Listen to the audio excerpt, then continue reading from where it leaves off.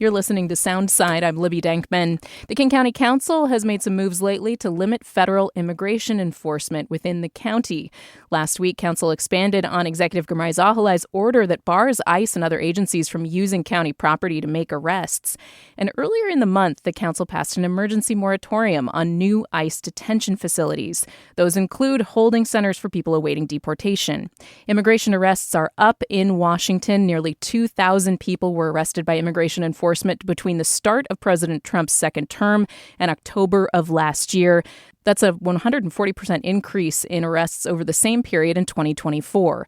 King County does have the largest number of immigration arrests in the Northwest in raw numbers, although Yakima County and other agricultural areas are higher per capita. So we want to talk about some of the other moves that the council has been up to, these recent ordinances that were passed, and also what can be done, especially as more and more folks are tuning in and wondering, what their elected leaders are up to when it comes to immigration enforcement. So joining me today is King County Councilmember Teresa Mosqueda, who represents District 8, including Downtown, White Center, West Seattle, and Vashon, and sponsored both of those pieces of legislation I mentioned up top. Councilmember Mosqueda, thank you very much for being here. Thank you so much, Libby. Glad to be here.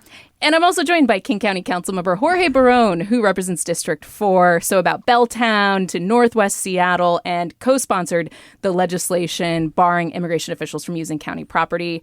Councilmember Barón, thank you very much for being here. Thank you for having us. So I wanted to first ask you, Councilmember Mosqueda, why put forward that legislation that we talked about banning federal immigration officials from using county properties? What would it do, and what was the need for that legislation that you saw? Well, first, thank you so much for having us. Councilmember Barón and I are very proud to be on the King County Council. As you know, the first ever Latinos to be serving at the King County Council. And Martin Luther King County is made up of half people of color. It's a quarter immigrants and refugees. When we see across King County our community members being targeted, being terrorized by ICE agents, babies ripped from their parents' arms, people getting pulled out of their own beds in their own homes, workers being pulled off their work sites and ripped out of their vehicles, elected officials must be standing up and doing everything they can to respond to this federal attack. And what we've heard from residents across this county is that they want to know what we are doing to respond. When we see this type of growing authoritarianism, if not growing fascism, creeping out of D.C., out of the White House, we got to respond locally. And so what Councilmember Barón and I have been doing in partnership with our colleagues at the King County Council is turning over every rock, using every tool, and creating new tools if they don't yet exist. The two pieces of legislation that you mentioned are just two among about six that my colleagues have had the chance to work on since Trump took over the White House. And the reason that we think it's imperative that we stand up and stand proud and stand with our immigrant and refugee community members in King County is to show that we're protecting our community wherever possible. What we saw in Minneapolis, what we saw in Chicago, an influx of ICE agents taking over the streets, using the federal powers that they've been given to terrorize our community is unacceptable. And while we recognize that there's separations, we can't, they have a supremacy clause that we can't supersede. But what we can do is make sure that ICE agents cannot use King County property for any staging, for any operations, for any planning base that they may have for future large deployment of civil immigration enforcement. So that's what the legislation did, is it said that in King County, you are not allowed to use any property that we own or any property that King County leases for future immigration staging, planning, operation. We don't want them setting up on our properties, and we will post a sign telling them to get off. To the degree that ICE agents don't leave, we will document their refusal to leave, and the prosecuting office has the authority to pursue potential enforcement strategies. So it's not only putting up signs, it's enforcement, and it sends a strong message to our community. We're going to stand in solidarity with every resident in our community, especially immigrants and refugees. Councilmember Barón, so basically, as Councilmember Mosqueda suggested, when it comes to individual enforcement action, if ICE has a warrant, they are able to go onto county property to make that arrest. But this legislation would say you cannot stage, you cannot use these county facilities or land in order to kind of conduct like a raid operation or to do the type of huge enforcement ramp up that we saw in Minnesota. Why did you get behind this legislation? What need do you see, and what do you want people to know about it? Well, I think what we've seen is that the tactics of the federal government have evolved, and I think it's been important for us to respond to what's happening in the communities, as my colleague was mentioning, because we saw what happened in Minnesota, and so it was a reflection of the fact that they are trying to use county resources. And I think we've had a strong policy here at the county, and I want to recognize that there's been a lot of work over the years from our predecessors at the county council that have led some efforts to prevent our local resources from being involved in civil immigration enforcement. But we saw that we needed to continue to update our code to reflect what's happening, because we have a strong commitment to not have our resources be used for civil immigration enforcement. And so, yes, we saw what was happening in Minnesota, where people and other cities also, where the federal government was using county facilities to be able to engage in these kind of actions, and especially given the violation of human rights and our constitutional rights that we saw in other places, we felt like it was important to make sure that we weren't a part of that, right? There's obviously also steps that we've had, and the county has taken other steps in terms of litigations to try to prevent things that the administration's been trying to do. But I think, as Councilmember Mosqueda mentioned, we're trying to make sure that we use every tool that we have at our disposal to protect our residents. What about the supremacy clause that Councilmember Mosqueda raised? I mean, from your legal analysis of this, obviously, there have been showdowns between the county and the federal government before. I think Dow Constantine went to court to try to block the deportations from Boeing Field, and that was not successful. That the Ninth Circuit ruled that the law in the county violated the supremacy clause. There were some other things with an agreement, a post-World War II agreement. How will this go if the federal government does challenge it in court?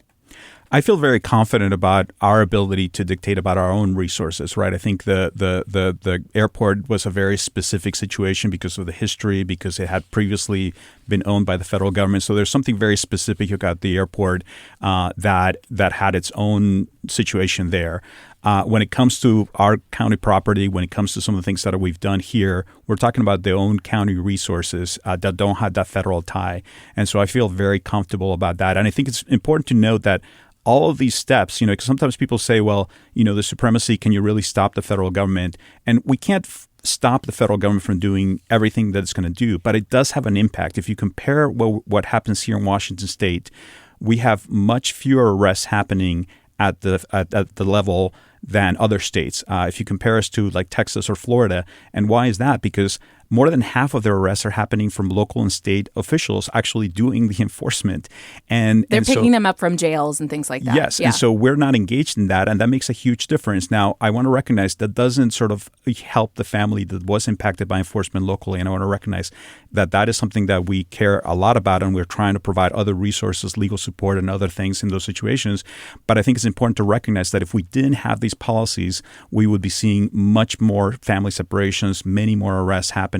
And so these policies are important. And sometimes we don't see the things that don't happen, right? And so that's why I think it's important for us to have these policies, because they prevent a lot of harm that we're seeing in other communities. If I could add to that a picture of what this might look like, right? The county has a number of resources. We have facilities across this county. We want to make sure that we're explicitly clear for any park that we own, any parking lot, any garage that we have, any vacant lots that we have. Obviously, county buildings and county facilities, where we have control over that land, we will be putting up signs, we will be putting up fences and locks, especially on the places that the executive's office deems as the highest potential priority, given the likelihood that ICE may try to take over that space. And to the degree that ICE is doing what we see every day and they're flagrantly violating the law, we will ask our King County Sheriff's Office to come in and they will help to respond, check the scene, ask for identification. If they truly are ICE agents, they will inform the ICE agents that they need to leave per our policy. They will request them to leave voluntarily. And if ICE says no, then the King County Sheriff's Office will continue to document how they are using the property and activate their body-worn cameras. We want them to collect collect evidence for how they are violating what we have set out as the law now in King County, and make sure that they are collecting all the evidence so that there is the opportunity to request an injunction so that we can go to the court and ask for a court order to make them get off of our property. To the degree that we need to, then King County Sheriff's Office will be able to share that evidence that they collect with the King County Prosecuting Attorney's Office, and the King County Prosecuting Attorney's Office has the right to pursue remedies. No one is above the law, and because we've now clarified what the law of King County land should be, that means if they violate our policies here and they start to utilize any property, we will persecute them. That is different than what we've seen in other areas of the country, and I think it's a really clear message that we are taking this responsibility very, very seriously. I know that the meeting where this law was passed was quite raucous. There were delays. There was a lot of community participation, people out in force with anti-ICE signs. Eventually, the meeting had to be moved online. And generally, people were in agreement with what you were trying to do, but many people say they want the council to do more. They want bolder action. And I think it's something that you saw at the No Kings protests over the weekend as well. There is just this hunger and outrage, and people are asking what more can be done to fight harder against this kind of federal enforcement. And so I wonder, Councilmember Mosqueda, if you could respond to that first, and then Councilmember Barón, just like how you are receiving that feedback from people and what it's meaning to you. I mean, absolutely. We should be calling for more and identifying any tools that we can. A number of the things that the community members are asking for, we have actively been looking at. Councilmember Barón and myself were leading on the efforts to make sure that we had more rental assistance dollars in last year's budget. We are thankful that the Executive Zahilay has put out an executive order that also includes rental assistance dollars, legal assistance dollars, helping folks with any additional amenities that they may need, like access to food, for example. We've seen the federal government cruelly cut off access to housing and food support and health care. And we need to be stepping in and doing everything we can. So I think there's a collective call that we agree with, that we have to keep doing more. These 6 pieces of legislation that I mentioned at the top of the hour are just some examples of what we're trying to do, in addition to investments in the budget. I think, as a collective community, we are so much more powerful when we stand united and continue to demand not just more, but to show our solidarity on how we're going to care for each other. But the urgency is now. We hear that from community. We feel it ourselves, and that's exactly why we continue to move forward with legislation upon legislation, in addition to budget investments, to respond to the call for more. Councilmember Barón, maybe when you're responding to that as well, you could expand on something you mentioned before we started the interview, which is this law that took effect in January that went under my radar, which is having to do with the contractors for the county and making sure that they don't share information with ICE. So that might be something that people don't know about that just took effect. Can you speak more to that and kind of, some of the policies that have already been enacted by the county? Yeah, no, I appreciate that. And I want to just say that I acknowledge the pain in the community and the frustration that people feel, and that's warranted. And so we appreciate that, and we acknowledge that, we need to do more. So the legislation that you mentioned is something that we worked on last year, precisely because we're recognizing, and one of the things that we heard a lot from community was the fear that people are having about accessing health and human services, things like food banks, homeless services. And so we wanted to work on trying to figure out how to address that. And so one of the powers that the county has is that we actually fund a lot of those services. That's a big component of our budget, is funding human services in a range of areas. And so we have the authority of using kind of that funding power to say, hey, if you're going to take county money as a contractor providing health and human services, you need to abide by the same restrictions that we have at the county to not share information with ICE, not allow immigration agents to come into your property without a judicial warrant. And to be clear, a lot of our contractors already had policies that protected people, and so I appreciate that.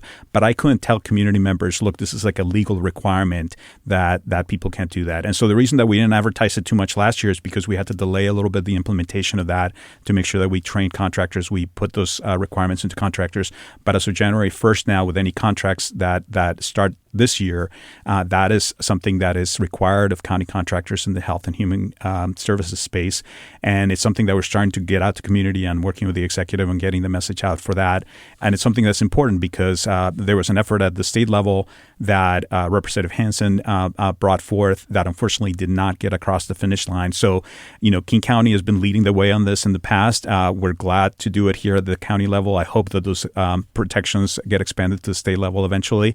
But in the meantime, I want to know that immigrant residents here are reassured that when they go to county-funded services, that they have those protections in place. I know that the fear is such that we might not be able to prevent everybody from not coming, but if more families access healthcare, if more people are able to go to the food bank with that knowledge, that's something that I think is very important. I've seen, a lot of this talk about services and access to services because Stephen Miller, the advisor to the president, somebody who's very highly placed in the White House, has recently suggested bringing up the old idea of preventing children from accessing school in places like Texas. And, I think that the message is sort of like if there are any ways we can make things difficult and uncomfortable for somebody that's here without legal status, that we should do that we should pursue that. I think that this was an old debate that was had in California and in different places around the country, that you would cut off basically services to people in order to force them to leave. But any reflections on just hearing that once again? All of this just seems to be building in ways that, again, are built to make things uncomfortable for immigrants. I think that tactic has been tried so many times, right? Like to double down and trying to make life miserable for people, be cruel about it. And, family separation was tried during the first Trump administration. It's continuing now. And, when people are so rooted in the community, like so many immigrants are here, you're not going to be able to force them to leave their home voluntarily because this is where they're rooted. This is where the children go to school. It's just going to make all of us less safe, right? And actually create problems for us when people are not accessing human services. I would have thought that after the pandemic, people would have gotten the connectivity that we all have, right? That if certain people in the community are not accessing you're not going to be able to that's actually bad for all of us. But apparently we have not learned that lesson. And I just think it's a very bad policy. It's just going to make because it's inhumane to be treating fellow human beings that way, but also because it's actually bad for all of us when we have a situation where certain people are in the community that are so deeply rooted here are going to have that fear of accessing basic human supports. I just think it's inhumane and just not consistent with American values. I have to take just a quick break here. You're listening to Soundside on KUOW. I'm Libby Denkman, and I'm here speaking with King County Council members Jorge Barón and Teresa Mosqueda. We're going to continue the conversation after this quick break on KUOW. Back with more Soundside. I'm Libby Denkman, and I'm here with King County Council members Jorge Barón and Teresa Mosqueda. We're going to continue our conversation about a series of new laws that have targeted federal immigration enforcement in the county council members trying to rein in the Trump administration's ability to enact their stepped-up immigration enforcement in our region. Councilmember Mosqueda, I think right now there has been this retrenchment by the federal government, or at least what seems to be a signaling of a bit of a retreat in terms of how strong the pushback was against Minnesota and, seeing American citizens being killed in the street there. Obviously, public opinion was very much, concerned about what was happening in Minnesota. And you saw Kristi Noem lose her job as DHS secretary in the wake of that. You saw Tom Homan being brought in as the border czar, supposedly a more moderating force within the White House. And now we have a new DHS secretary, Markwayne Mullin, who has signaled he doesn't want to be on the front page every day. He said that he expects ICE agents to use judicial warrants, although that is something that's being negotiated by Congress in the DHS funding fight. I mean, do you think that there has been a change at the federal level that would maybe change your calculation from where you sit in the King County Council? Or, what is your take on kind of the way that impacts us here in the Pacific Northwest? Well, I'm glad you asked, because the direct answer is no. No, I don't think that there's been a retreating. I don't think there's been a reconfiguration of how they're seeing their role. I think that you think it's just PR? I absolutely think it's PR, and I think it's part of the reason is because They point blank shot people in the face in broad daylight. There should be outrage across the country, and there should be outrage no matter what somebody's political leaning is. And the fact that they're trying to rebrand themselves now means that our collective cry and outrage has been at least heard in part, but we should not be fooled by them trying to rebrand themselves. As our congressional member said on the floor of Congress just this last week, and I'll quote Rashida Tlaib, there is no humane way to arrest a child. There is no humane way to cage a child. There is no humane way to rip people from their homes and the work that they're doing and from the communities that they live in and put them in these concentration camps and then deport people to countries that they may not have been to since they were an infant.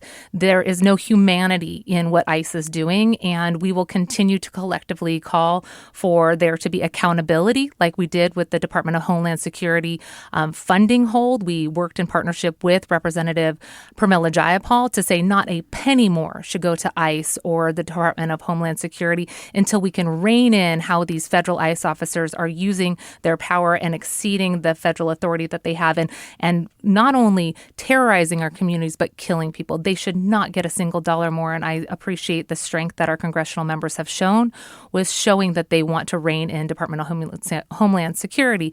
In addition to that, we at the local level will not be fooled by their efforts to rebrand or rename just who's in charge when we see on a daily basis the deployment of ICE officers still into our communities. We saw, on the east side of King County not too long ago, federal ICE agents using state-owned vacant property to corral individuals, to arrest people, having chains around their waists and being led onto buses. And that's the type of behavior that we are trying to stop with the ICE off of King County property legislation. And we want to continue to fight for more things like legal representation, making sure that we protect our data from ever being shared with the feds, and do more to stand up to make sure that people have their basic needs met, like housing, food, and basic security. So I won't be fooled, and I know that members of this community are not fooled. You saw how full the streets were when the No Kings rally took place. We will continue to demand accountability, and we will continue to say that not a penny of our tax dollars should go to these ICE operations while we stand up additional protections here in King County. Can you tell me more about the emergency moratorium on new detention facilities that you introduced? Because this is aimed at stopping any new ICE detention facility in unincorporated King County. It would also apply to new jails or youth detention centers. Did you have an indication that ICE wanted to build a new facility here, or was this preemptive? Why was this emergency moratorium necessary? So what we've seen in other jurisdictions across the country is ICE moving in, taking over warehouses, taking over large buildings, and creating these makeshift detention facilities that are nothing more than an inhumane cage for our community members. Often when those detention facilities come into a community, it's far too late for the community to do anything. Local electeds are scrambling for how to respond if they oppose that type of facility in their area. So what we wanted to do was act preemptively to protect our community and proactively put in protections so that no permit would ever be authorized. In the ordinance in front of us, it prevents the permitting department from authorizing any expanded or new detention facility in King County that ICE would operate. We wanted to make sure it was very clear that our community did not welcome that type of establishment. When we see ICE facilities stand up in other locations, just the sheer presence and the increased number of ICE agents causes fewer people to seek the medical care they need. Fewer people are going to the doctor if they need it. Fewer people are calling 911 if they need help. Our community is living in fear already, and we wanted to prevent those ICE facilities from coming into unincorporated King County. While we didn't hear of a specific King County parcel that was in unincorporated King County potentially being targeted by ICE, we knew that this area, this region, was on the federal watch list. For example, they sent out what is sort of maybe known as a request for interest. They wanted to know if anybody around this area wanted to help set up a new detention facility, and that was enough for us to say we got to step in and act proactively. We've seen this tactic in not just here, Councilmember Barón, but in places like Portland and Tukwila, Renton, SeaTac, Spokane. Just this idea that land use is a tool that can be used by local governments to limit federal authority. Why is that sort of the lever, I guess? Is that sort of just like the best tool available? Or what do you think about that idea of, hey, if federal agents want to come in here, we're going to prevent them from building, we're going to prevent them from staging, we're going to do, whatever they want to do with our land, we're going to like put the limits on that? Well, I think it's just important because, land use is how we make decisions about how we would like, our most precious resource in terms of like physical capacity of the land to be used. And we're just so deeply concerned about the idea of having the kinds of warehousing of people that we've seen in other places. And this is, when I use the word warehousing, I literally mean they're buying warehouses to be able to put detention centers in place. And, you mentioned earlier about sort of the outrage that people have had about the U.S. citizens who were killed in Minnesota. But I also think of all the people who are dying literally to this moment in detention centers as we talk. There's like right now, so the statistic is that one person is dying every 6 days in immigration detention in the country right now. And so that's what we've seen, and this is, as you mentioned, like a long running issue because, of course, we here in our region have one of the largest immigration detention centers in the country in Tacoma. And they've received literally billions of dollars through this H.R. 1 last year that is going to allow them to expand their capacity. And we do not want that here. We do not want to be complicit in the expansion of these places that have led to deaths that are completely unnecessary and that cause so much pain. And so whatever tools we need to use, I believe we should use them. And that's what we've been stepping up. And I appreciate, as Councilmember Mosqueda mentioned, the leadership across the region. And I hope that other jurisdictions will continue in that trend. Can I present to you, sort of the arguments that I was hearing from the federal government when Minnesota was going on? And I just want you to have a chance to respond to this, which is, people like Kristi Noem, people like Tom Homan, they acknowledge that it's not typical for ICE agents to go into the field, right, to make these arrests. Their argument is when communities don't cooperate with immigration enforcement. So when you can't pick somebody up from the jail or what have you, prisons is a different thing. State prisons, we still have an agreement in Washington. But when there isn't that cooperation between law enforcement locally and the federal immigration enforcement, then the federal government argues they are forced to send ICE agents or CBP into the field. And then that creates more chaos, more potential dangerous interactions in the community. And I just love for you to kind of react to that argument, which is that they're basically saying that jurisdictions like King County and, communities around Washington State are the problem because by not cooperating, we are creating these more dangerous situations. What do you think about that? I think the problem with that argument is that the premise of that argument is that most of the undocumented population or immigrant population is a threat to the community. And that's just not the case. And so the vast majority of the people who are here without status, without immigration status, are living their life supporting our community, part of our community. And so when you see reflected the policies that we have here in King County and the state of Washington, those communities actually tend to be safer. They have lower crime rates. So if their approach was correct, then we'd see those states that have more policies of cooperating with immigration enforcement have lower crime rates. But that's not the case. The evidence actually points exactly to the contrary. And the other point I would make is that we have limited resources, right? We as policymakers need to decide where are we going to focus our limited capacity, both in the King County Sheriff's Office, at the jails. Do we want those resources be focused on civil immigration enforcement and rounding up people who've been here for 20 years? Is that where we want our resources? No. I want those resources focused on actual, criminal behavior that is harming people. And so we have to make decisions. And what they're asking us to do is to take away those resources. And in fact, that's what the federal government is doing now. They're taking resources from federal agencies, from the Department of Justice, that are focused on human trafficking, that are focused on drug trafficking, on serious offenses, and they're focusing on rounding out people.